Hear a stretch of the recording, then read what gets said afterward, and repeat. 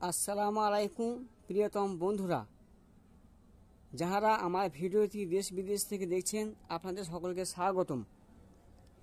বন্ধুরা, লাগিয়ে রাখুন বাড়ির আশেপাশে এই গাছ, জীবাণু মুক্ত হবে ও বিষাক্ত পোকামাকড় সাপের উপদ্রব হইতে আপনাদের বাড়িঘর রক্ষা পাবে ইনশাল্লাহ। আপনারা অনেকে ভাববেন যে এই গাছটি হয়তো হিন্দু বা অমুসলিমদের বাড়ির আশেপাশে লাগানো থাকে, তাই এটি তাদের গাছ না। এই গাছটি সকলের জন্য সমান অধিকার। আল্লাহ পাকের সৃষ্টির একটি উদ্ভিষ্ট জীব। এই গাছটি আপনারা লাগাবেন, এত উপকার আছে। এই গাছটি বাড়ির আশেপাশে লাগিয়ে রাখলে পরে বাড়িতে কোনো প্রকারে জীব বিষাক্ত পোকা মাকড় সাপ খোপ এগুলো আসে না। নিশ্চিত আপনারা এই গাছটি এতক্ষণ থেকে চিনতে পেরেছেন। এই গাছটি তুলসী গাছ। এই গাছটি তুলসী গাছ। আপনারা আমাকে প্রশ্ন করতে পারেন, হুজুর কি দাদা ভাই, যাই হোক যে কোনো প্রকার আপনারা জিজ্ঞেস করতে পারেন যে গাছটি তো হিন্দু লোকেরা পূজা আজা করে, তাহলে আমাদের কী কাজে লাগবে? দেখুন ভাই, আমার আপনার বাড়িতে পানির বোতল থাকে, সে পানির বোতলে বা জলের বোতলে অনেকে জল খায়, অনেকে তার মধ্যে মধু ভরে রাখে, অনেকে তার ভিতরে দুধ ভরে রাখে, অনেকে তার ভিতরে ওই বোতলটার মধ্যে মদ ভরে রাখে। তাহলে এক একটিভাবে এক এক রকমভাবে ব্যবহার করলো, সেটা বোতলের দোষ নয়, দোষ হচ্ছে তার।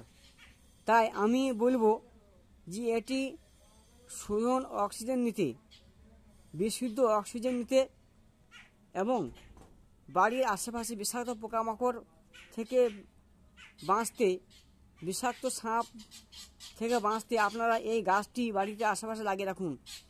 ইনশাল্লাহ একটি অনেক উপকার হবে।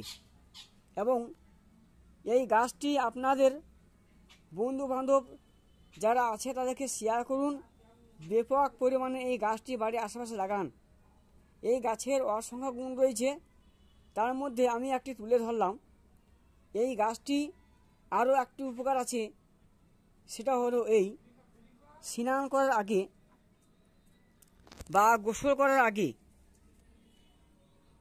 কয়েকটি পাতা এক বালতি পানি ও জলের মধ্যে আপনারা যদি চুবিয়ে রাখেন,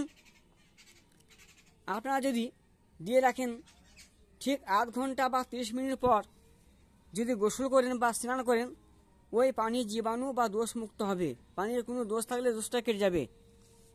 তাই ইনশাল্লাহ এই গাছটিকে কেউ অবহেলা করবেন না। এটি আরও অন্যান্য কাজের উপকার লাগে। পরবর্তীকালে এটির জন্য আবার একটি আমি ভিডিও তৈরি করবো ইনশাল্লাহ। এটি আপনারা বাড়ির আশেপাশে লাগিয়ে রাখুন। দেখতে পাচ্ছেন বন্ধুরা, আমার এই বাড়ির আশেপাশে লাগিয়ে রেখেছি এই গাছ। এটি খুবই উপকার গাছ।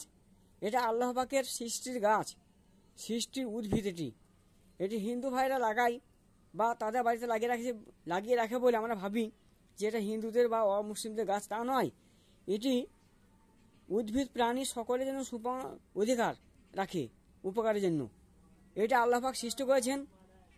তাই আপনারা এটিকে অমনোযোগ দিবেন না। এটা খুবই উপকার গাছ। লাগিয়ে রাখুন বাড়ির আশেপাশে এই গাছটি, জীবাণু মুক্ত হবে এবং বিষাক্ত পোকামাকড় সাপ খোপ আমরা বাড়ির আশেপাশে ঘেঁষবে না, আসবে না ইনশাআল্লাহ। ভিডিওটি ভালো লাগলে আপনারা আপনাদের বন্ধু বান্ধবদেরকে শেয়ার করুন এবং লাইক ও কমেন্ট করতে ভুলবেন না। আসসালামু আলাইকুম ওয়া রাহমাতুল্লাহি ওয়া বারাকাতুহু।